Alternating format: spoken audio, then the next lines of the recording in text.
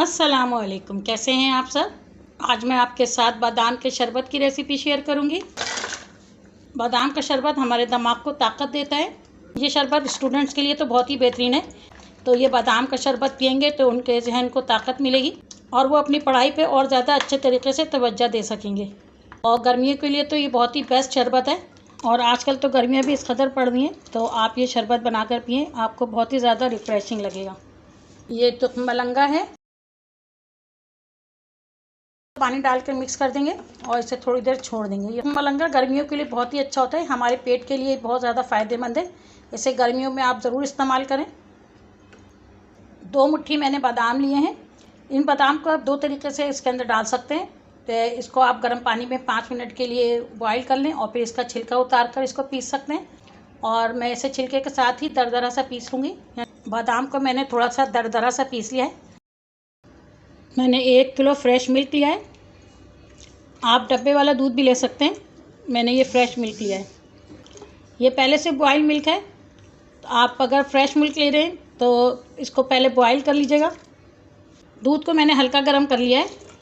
चूल्हे की फ्लेम को मैंने लो रखा हुआ है। अब इसके अंदर मैं ये पिसा हुआ बादाम डाल दूँगी। बादाम डालने के बाद मैं इसे 5 मिनट तक पकाऊंगी ताकि बादाम जो है वो थोड़े से सॉफ्ट हो जाएं। गर्मी के लिए ये बेहतरीन मशरूब है। ये बहुत ही रिफ़्रेशिंग है। आप इसे पिएंगे तो आपको अंदर तक बिल्कुल ठंडक सी उतर जाएगी। और ये दिमागी ताकत के लिए भी बेहद मुफीद है। इससे हमारे जहन जो है वो तेज़ होते हैं। जो बच्चे स्टूडेंट हैं वो भी इस शरबत को पिएं, उससे बच्चों का जहन खुलेगा। और आजकल तो गर्मियाँ भी इस कदर पड़ रही हैं, तो आप ये शरबत बना कर पिएँ, आपको बहुत ही ज़्यादा रिफ़्रेशिंग लगेगा। 5 मिनट हो गए। मैं इसके अंदर आधा कप चीनी डाल दी हूँ। चीनी आप अपनी मर्ज़ी से कम ज़्यादा कर सकते हैं। अगर आप चीनी ऐड नहीं करना चाहते हैं तो आप स्टीविया भी डाल सकते हैं इस टाइम पे, या आप गुड़ डालना चाहते हैं तो गुड़ भी डाल सकते हैं। चीनी डालने के बाद मैं 5 से 7 मिनट पकाऊंगी ताकि चीनी जो है वो मेल्ट हो जाए और चीनी का कच्चापन भी ख़त्म हो जाए। इससे पहले भी मैंने एनर्जी ड्रिंक की रेसिपी शेयर की हुई है, आप उसे भी देखिएगा। तो मैंने बादाम और खजूर के साथ बनाया है, तो वो बहुत ही मज़ेदार शरबत बनता है। ये देखें, दूध के अंदर बॉयल आना शुरू हो चुका है और चीनी भी हमारी अच्छी तरह से पक चुकी है। तकरीबन मैंने 5 से 7 मिनट इसे पकाया है चीनी डालने के बाद।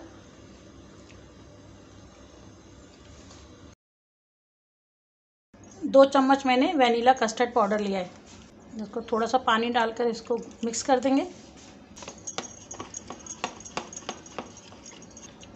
कस्टर्ड पाउडर को मिक्स कर दिया है।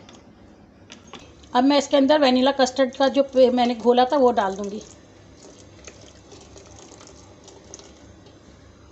बस 2 चम्मच ही डालना है।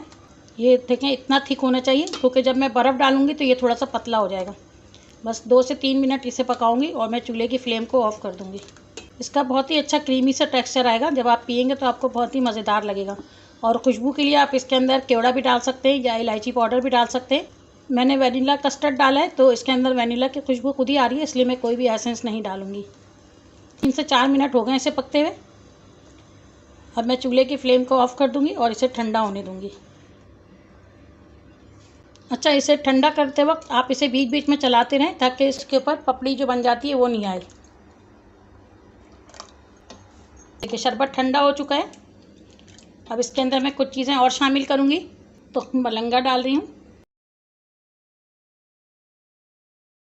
अब इसके अंदर मैं बर्फ़ डाल दूँगी। अब इसके अंदर शरबत डाल दूँगी।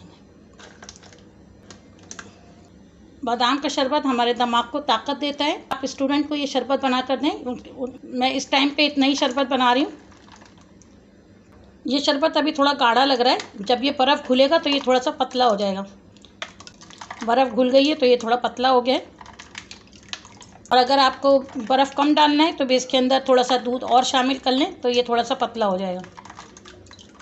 शरबत हो और ठंडा ना हो तो बिल्कुल भी मज़ा नहीं आता है। तो बहुत ज़्यादा बर्फ़ डालना है ताकि बिल्कुल ठंडा चिल हो जाए, तो पीने में बहुत ही मज़ा आए। आप इस शरबत को ज़रूर ट्राई कीजिएगा, ये बहुत ही मज़ेदार होता है। जब इसे आप पिएंगे ना तो आपका दिल खुश हो जाएगा। ये हमारा समर स्पेशल बादाम का शरबत तैयार है। शरबत बनाने के बाद ये थोड़ा सा शरबत बच गया है, तो इसको मैं जमा दूँगी, ये आइसक्रीम बन जाएगी। इसको मैं एक एयर टाइट जार में निकाल दूँगी। इसे मैं जमा दूँगी, हमारी आइसक्रीम भी तैयार हो जाएगी। इसे कवर कर देंगे और इसे मैं फ्रीज़र में रख दूँगी। इंशाल्लाह ये आपको बहुत ज़्यादा पसंद आएगा। तो मिलते हैं फिर अगली रेसिपी के साथ। अल्लाह हाफिज़।